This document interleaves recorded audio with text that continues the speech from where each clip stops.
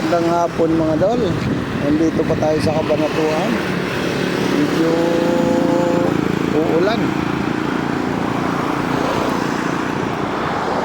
Ayan, madilim.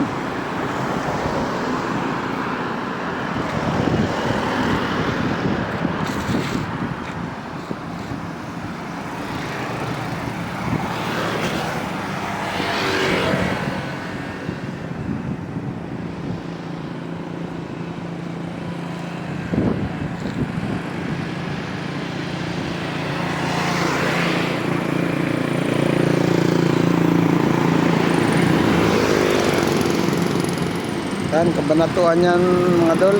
Kapalik na tayo ng Maynila. Sana maka-pick up tayo. Yan.